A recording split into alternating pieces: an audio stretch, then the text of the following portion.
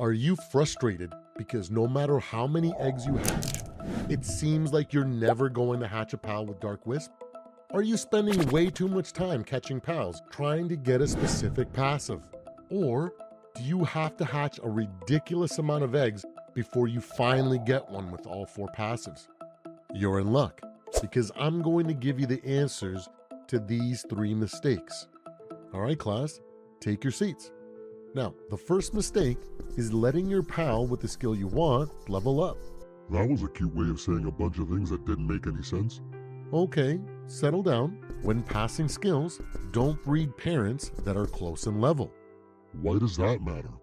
In my experience, when you pair pals that are of similar level and try to pass a skill, it takes significantly longer. Passing skills already has a very low chance of happening, and when both parents are close to the same level, it reduces that chance. I did some research and found a few people claiming that the bigger the level cap between the parents made the skill pass more often. The pal with the skill you want to breed has to be as close to level 1 as you can get. So if I don't let my breeding pals level up by setting up a breeding base or shutting down my mine and farm while I'm breeding, I'll start hatching more eggs with Dark Wisp? Yeah, exactly.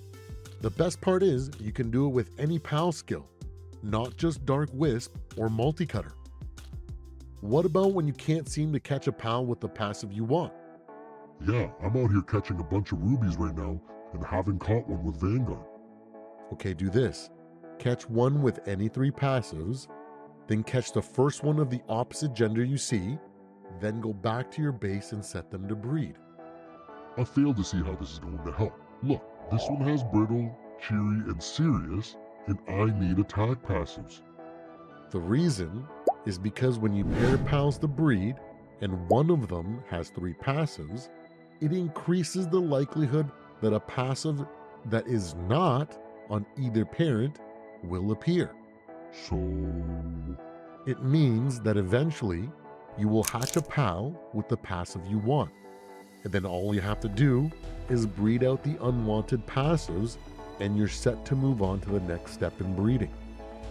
So you're telling me that I can set a pal with any 3 passives to breed and go out and do whatever I want instead of busting my butt over here trying to catch the perfect breeding pal? Yeah, pretty much. Okay, but how do you breed out passives? Well, not breeding out passives is the third mistake you might be making.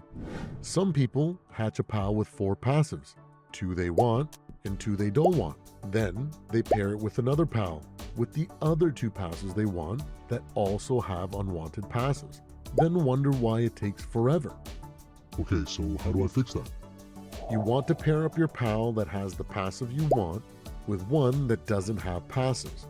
In no time, you will get a pal to hatch with 1 less passive than you started with. Take that pal and pair it with one with no passives. Then repeat until you get down to a pal with only the passive you want. How do you get pals without passives? You could go out and try to catch one, but that could take a long time and defeat the purpose. Throughout your breeding efforts, you will hatch a few with no passives at all. Always set those aside and don't condense them until you have finished breeding. That way, you can always set up multiple farms to breed out passives and always have the gender you need. If you do it right, you will end up with 4 pals, 2 male, 2 female, each with 1 passive. Then, pair those up until you have 1 of each gender with 2 passives. Then, pair those 2 up until you finally hatch one with 4 passives. Oh wow, I've been doing this all wrong. I did too, but you have to start somewhere to get where you're going. So fix these mistakes and you will get perfect pals in less time. I'm Supreme Overlord. Thanks for hanging out. If you enjoyed this video, please like, subscribe, and comment below. I will do my best to answer every question you have or make a video about it. We'll see you in the next one.